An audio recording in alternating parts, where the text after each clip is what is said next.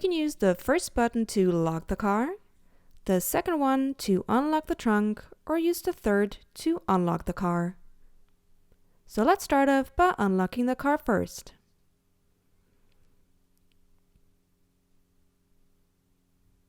We're going to open the door and then close it. Let's turn on the ignition, then choose the offline or online mode, and last but not least, press the brake and then start the engine. Let's check out the instrument cluster first. I can go through the IC menu by swiping the View button on the steering wheel, starting off with Assistant Systems on the left, Speedometer in the middle, and the right side is currently empty. If, however, we start a route guidance in the head unit, which is what we're going to do now, the navigation maneuvers are displayed in the instrument cluster.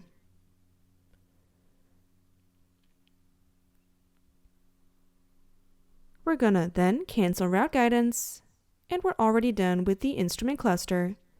Up next are the controls. We can use the button on the left side to activate the limiter.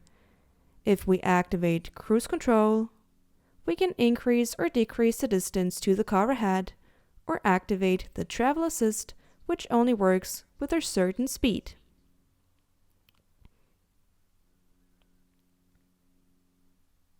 The right side of the steering wheel takes care of volume and voice control.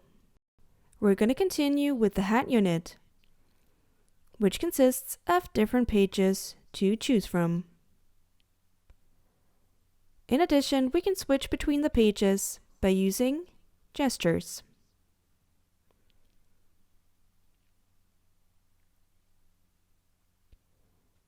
The upper bar contains notifications, while the first page contains additional shortcuts. I can access the notifications on the left bar, jump back to the main menu, or use climate shortcuts. So why not have a closer look at the main menu next?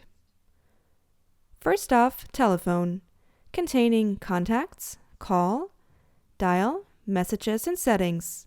Messages also contains emails. Radio and media, where I can pick favorites. Radio, where I can choose between FM, DAB, or internet radio. Or media, which contains USB, Bluetooth, and of course, settings.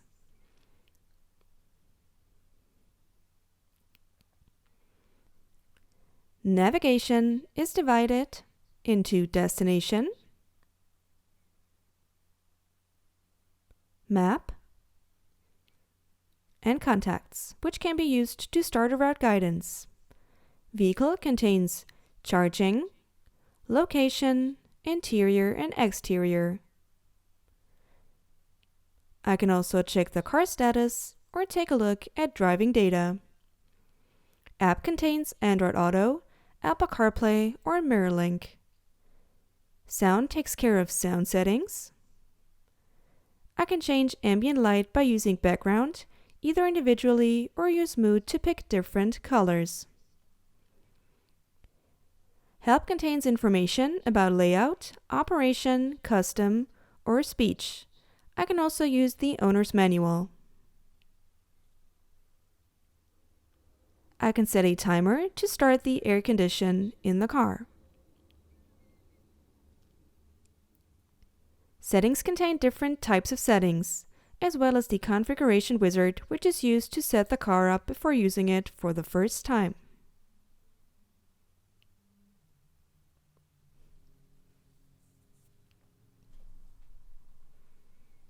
Up next is driver assistance, which contains a list of the different assistance systems.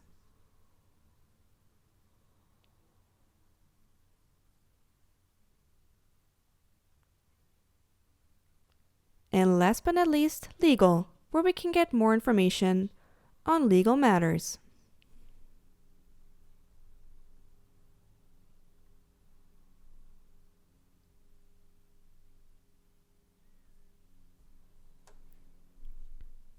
Now that we're done with the head unit, we're going to check out the controls below.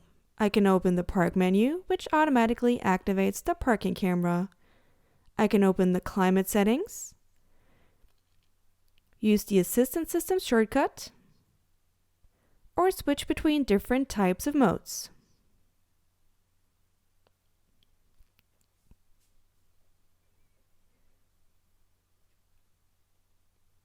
I can use the touch slider to change the temperature. Since it is deactivated at the moment, I'm going to activate it by going to the climate settings first. And as you can see, we can now change the temperature for both driver and passenger side. I can slide all the way to the right and back. The passenger can do the same thing. We're now going to select a radio station so we can show you how to use the touch slider to change the volume as well. We're going to pick a radio station and we're good to go.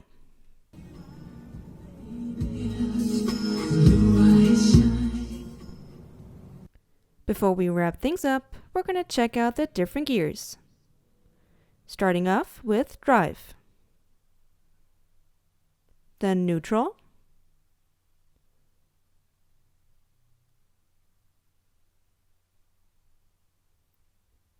reverse,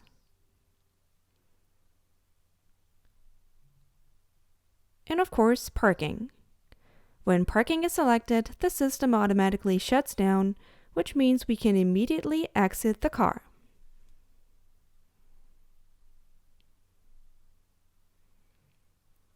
We're going to take the key and lock it. And we're done.